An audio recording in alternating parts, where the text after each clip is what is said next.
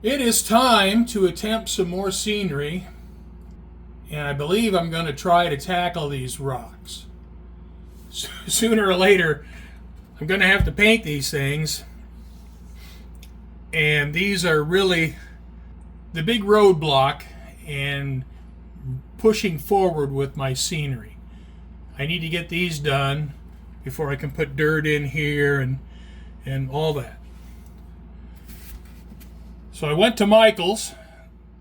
I bought this acrylic paint, and what I'm going to try to do is mix up some paint and match the color of these mountains.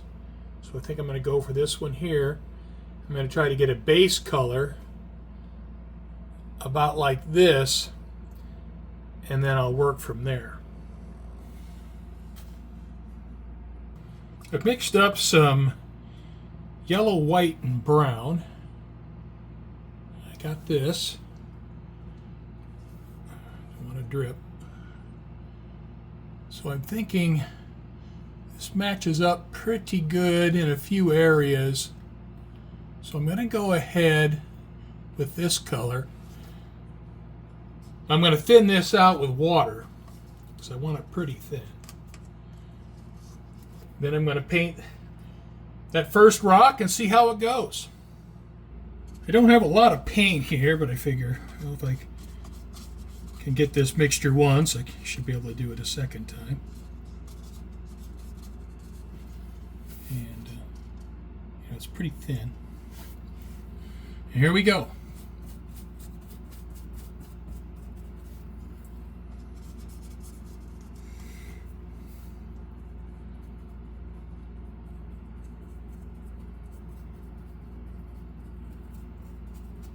So I'm going to paint the entire rock with this tan color,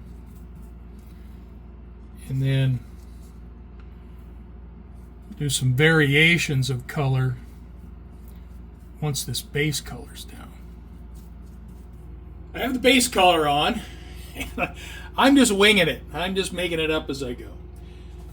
So the next thing I'm going to do is add the next color. Now I'm looking at my backdrop, and I'm just going to start painting in additional colors, and it's probably going to look pretty cartoony initially until I start blending the colors together. Alright, this time, now I mixed in the same cup, so there's a little bit of residual tan in there, but I mixed up brown, white, and just a touch of red.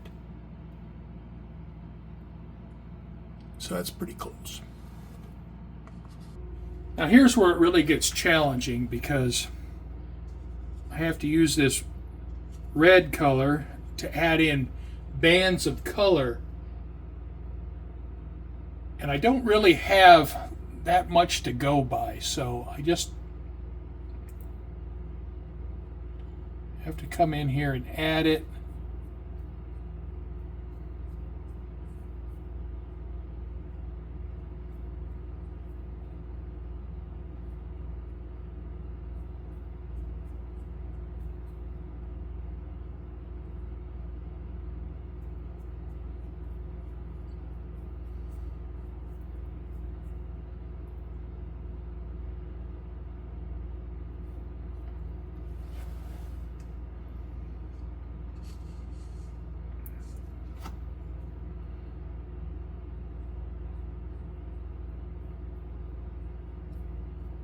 And I just have to let the process work out and see where I end up at the end, because, initially here, it might look pretty bad. Now I have a thin mixture of black, brown, and a little bit of red.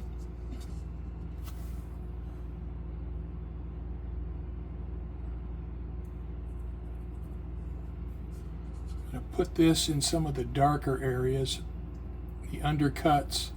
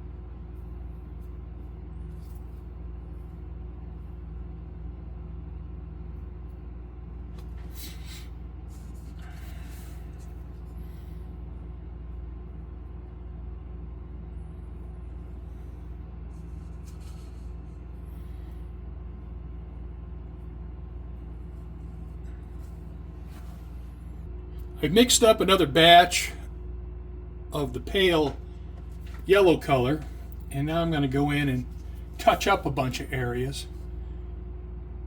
Now, any areas that would get direct sunlight shouldn't have any of this dark color on them, so I'm going to go in and take a bunch of that out. Well, I have the tan touched up. Now I'm going to go back and touch up the red. This is going to be a learning process for me. I've got to go in and blend some of these runs out. So I'll mix up some of this red paint and try to fade those out. Well, I've reached the dry brushing stage. So what I'm going to do now is I'm going to mix up some paint that's in between the red and the tan. And then I'm going to dry brush the rock face, left, right, up, down, and blend the colors together. Now when I first apply the brush to the surface, that's the time it's going to have the most paint in it, so I want to use a pretty light stroke. And then as I unload the brush, I can apply a little more pressure.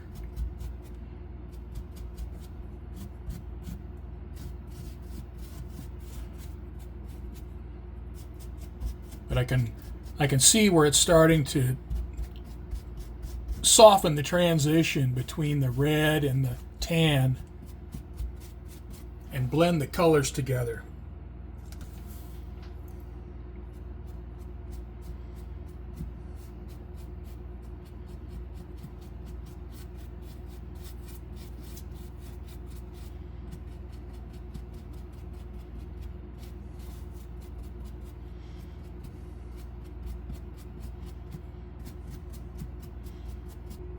On this final step, I'll be using pure white.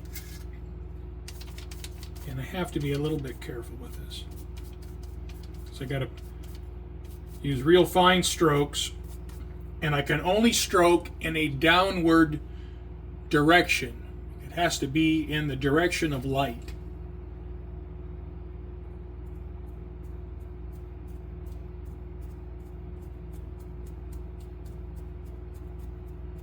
And I just want to get the edges.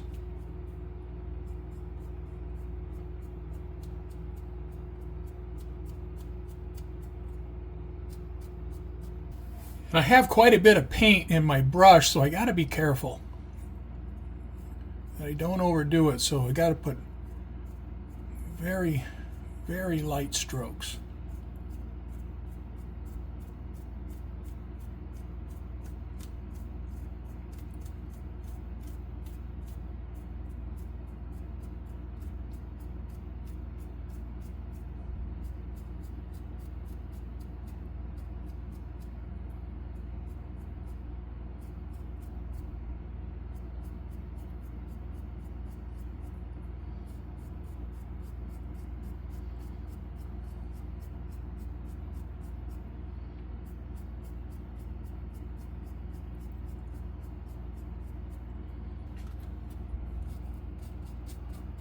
All right, well, I think I better stop before I ruin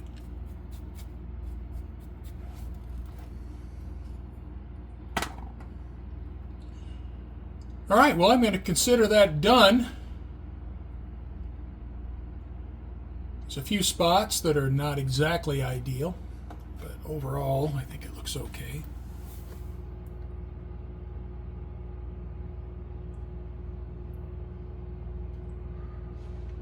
So we got a rock here.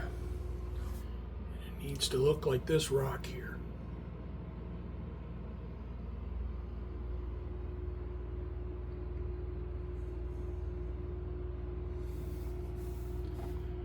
Well, I have the primer or the base coat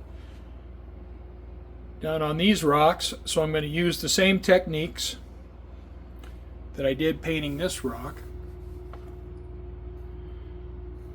And I think I'll probably use the same technique on the rest of the layout. Since the square miles of my layout is not that large, it should have similar terrain features, so I'll probably use the same method on the rest of the layout. So I thank you for watching,